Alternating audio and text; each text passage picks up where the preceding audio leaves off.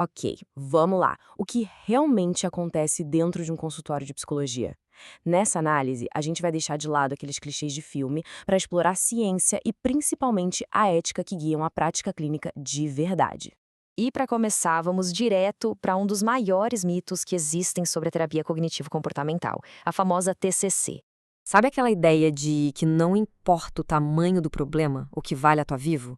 Muita gente acha que TCC é isso, uma espécie de positividade tóxica, que é só para ignorar os problemas e focar no lado bom, não importa o que esteja acontecendo.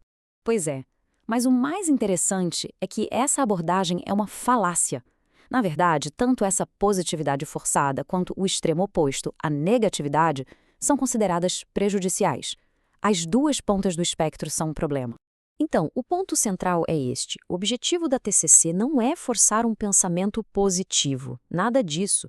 O objetivo é levar a pessoa para um pensamento realista. É ajudar a enxergar a situação exatamente como ela é, com o lado bom e o lado ruim, sabe? É trazer a pessoa de volta para o eixo do equilíbrio. Certo. Então, se não é sobre pensar positivo, como é que a TCC funciona na prática? Bom, tudo começa com o que chamamos de modelo cognitivo. O princípio central aqui é um modelo mediacional. E o que isso quer dizer? Basicamente, que os nossos pensamentos servem como um mediador da nossa realidade. Ou seja, o problema raramente está na situação em si, mas sim na interpretação que a gente faz dela. E o fluxo funciona mais ou menos assim, ó. Acontece uma situação, isso dispara um pensamento, uma interpretação.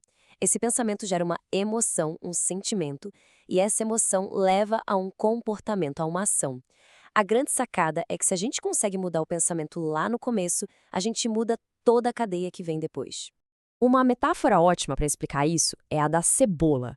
A nossa mente seria como uma cebola. Na camada mais de fora estão os pensamentos automáticos, aqueles que surgem do nada. E lá no miolo, no núcleo, ficam as nossas crenças centrais.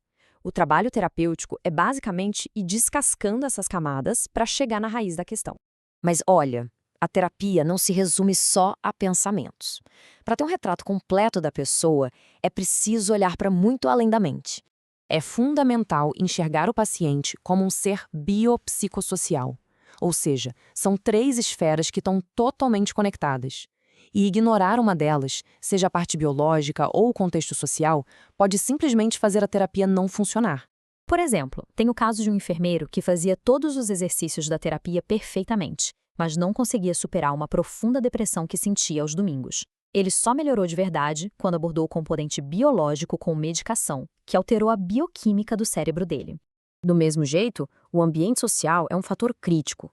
Pensa só, todo o trabalho psicológico feito em uma sessão pode ser desfeito se a pessoa volta para casa e está presa em um relacionamento abusivo, com dependência financeira e emocional.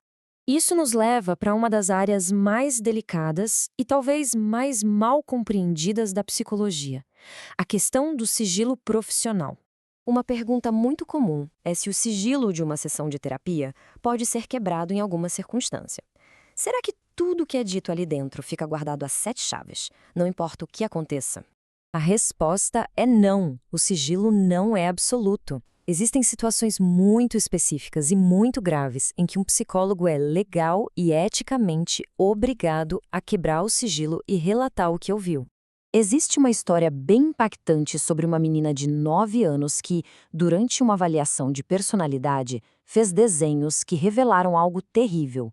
Ela estava sofrendo abuso. Depois de confirmar o abuso, o psicólogo ligou para o Conselho Regional para pedir orientação e recebeu essas instruções. Foram instruções urgentes que, sem dúvida, mudaram o rumo da vida daquela criança. Esse caso todo destaca uma lição fundamental para os profissionais. Existe um protocolo claro para essas situações, e o Conselho Regional de Psicologia está lá justamente para dar essa orientação. Tudo isso nos leva, então, ao propósito final de todo esse processo. Afinal de contas, qual é o grande objetivo da terapia? O objetivo não é criar uma dependência do terapeuta, muito pelo contrário. A ideia é empoderar a pessoa, é ensinar os conceitos e as ferramentas que ela precisa para conseguir navegar pela própria mente e pela própria vida. Então, se a jornada da terapia é sobre tirar as distorções para a gente conseguir enxergar as coisas como elas realmente são, fica aqui uma reflexão final. O que a realidade, livre das nossas interpretações, de fato revela sobre quem a gente é.